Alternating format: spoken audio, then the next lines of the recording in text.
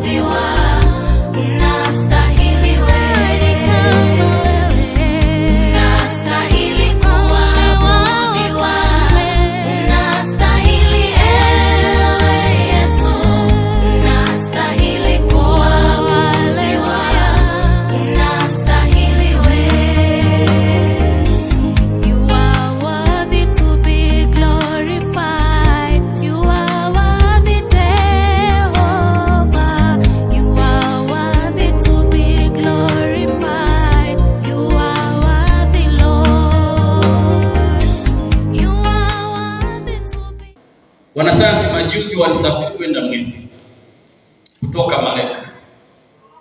Baada ya kwenda mwezi, wamefika umbali mrefu sana, kilomita nyingi kutoka duniani na chombo cha masafa ya mbali.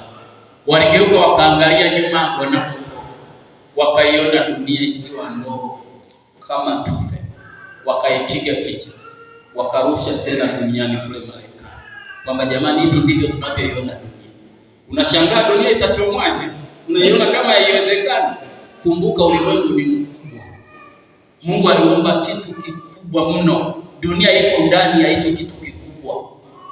Itakuja mbingu mpya na nchi mpya ambayo haitakuwa kama hii, na hii yenye uovu, iliyojaa matambiko, iliyojaa maovu, iliyotengenezwa vitu vingi vya kidunia vya kishetani, itaondolewa na kuchoma, na itakuja mbingu mpya na nchi mpya.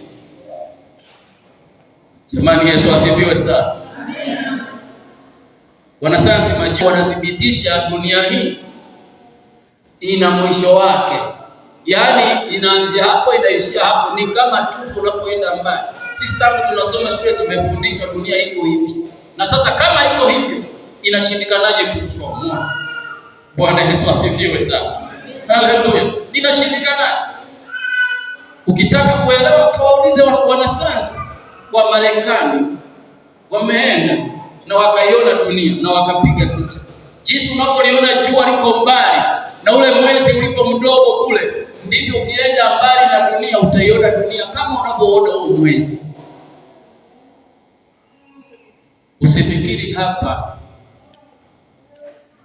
Usifikiri hapa ni makazi ya kudumu. Biblia inatuambia hapa si peto, tunapita.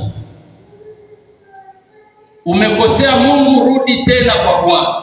Umetenda dhambi, rejea kwa Mungu, tubu maovu. Dawa ya kosa ni kutubu. Dawa ya kutenda uovu ni kumwambia Mungu nisamehe na kujitahidi kutokutenda tena. Lakini usiamue kuanguka kabisa mazima. Simama tena katika changamoto yako.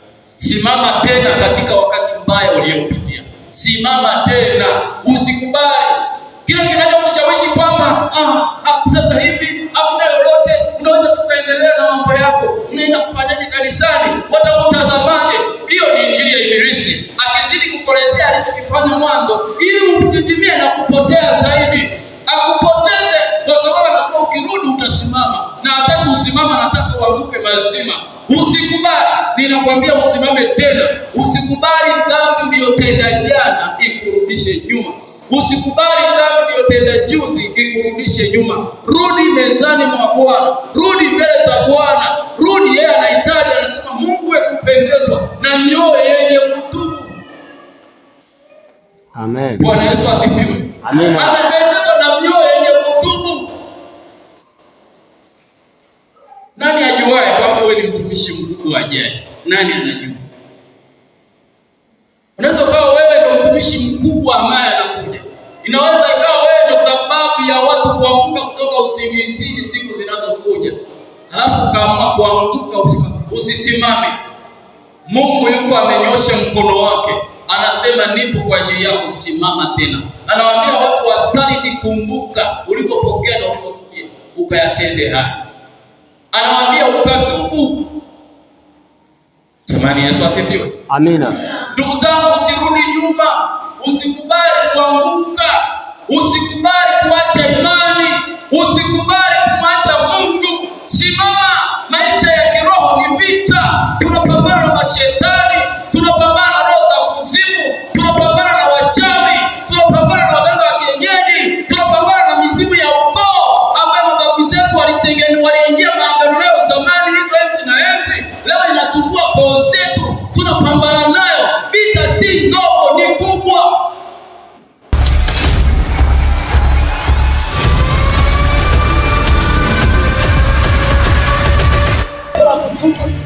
Kwa